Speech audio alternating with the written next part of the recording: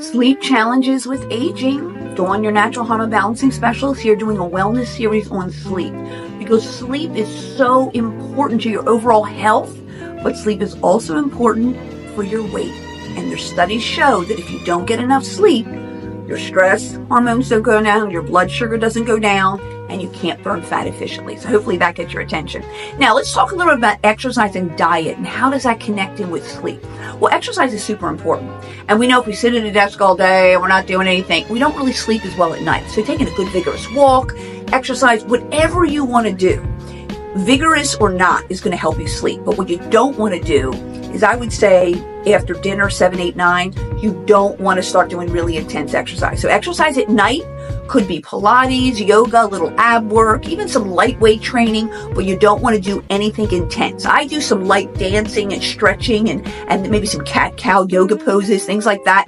Excellent. You can even just take 1 or 2 yoga poses and sit in them for like a minute, which is long, and that starts to bring the whole body down. Anything that you do is going to help relax the body, but exercise in general, if it's too intense, will kind of wake you up at night. So that's a little bit on exercise and how it relates to sleep. Good, but not too intense and not late at night.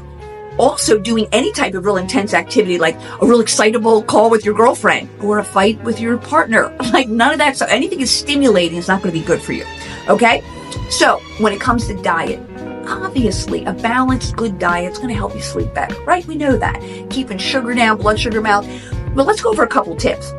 When it comes to caffeine, I cannot do caffeine. You don't want to see me on caffeine. So I do not even get near that, okay? If I have decaf after 3, I can't sleep, right? So I'm a little different that way. But when it comes to caffeine, studies show it takes 7 hours to get out of your system. Oh, I can have a double espresso and fall right asleep. Can you? Because you might fall asleep, but you're not into a deep, restful sleep. Is your blood sugar really down? Is your cortisol really down? Probably not, and it's affecting you in a negative way. So you want some coffee in the morning. I mean, I don't ever advocate a lot of coffee, but a couple cups throughout the day. After 3, stop the coffee. If you want more coffee-like substances, one of my favorites, check out something that's non-caffeinated. There's tons of tea, but I like something robust. And I like to drink it like 3, 4 in the afternoon. So I love just one of my little favorites called Dandy Blend. It's a dandy tea. It's a thick, it's almost like a coffee substitute. It's not light. It's not really a tea. And it's dandelion. It's good for the liver, no caffeine. Oh my goodness, I put a little stevia in it, like a sweetener, a monk fruit sweetener. I use like a coconut cream flavored creamer. It's delicious. It's like better than some of the lattes I've gotten at Starbucks. So think of a substitution, or you can do a little green tea, because green tea has a little caffeine, but L-theanine just to calm you down. And I still don't suggest doing that after 4 o'clock or 5 o'clock, even if you don't think you're sensitive, because caffeine really affects. Now, sugar, same thing. So if you're going to have sugar later at night, that's going to be a problem as well. So if you're going to have sugar, you're going to want to watch. I'm going to talk about in the next video a little bit about how to stay asleep, because sugar will kind of wake you up later at night. So try not to have sugar at night. If you are going to have sugar, make sure there's fiber with it. Make sure there's protein with it or fat, so that it kind of balances that out. So, I want a banana. Okay, well, banana's high sugar. Or I want a bunch of rice cakes. Well, they're high carb. Maybe I put some natural almond butter, a little bit better than peanut butter or cashew butter on top of that. So if you have sugar, just remember, it's stimulatory. So I had some Raisinets the other night. I'm like, I'm going to let myself go. Well, I was awake because I'm forgetting, just because I'm letting myself go one night because of my diet. Oh, my waistline's doing okay. But it's not good for you because it could be stimulatory in nature. Okay?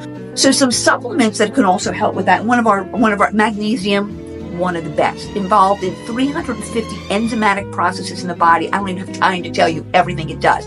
But magnesium, like our Vital Mag full spectrum magnesium, it will actually relax the body and get you ready for sleep. So taking that maybe after dinner, it's nice, better on an empty stomach, is going to relax the body. Some companies do have powders, and some people like to do that, but most people don't feel like mixing a powder late at night.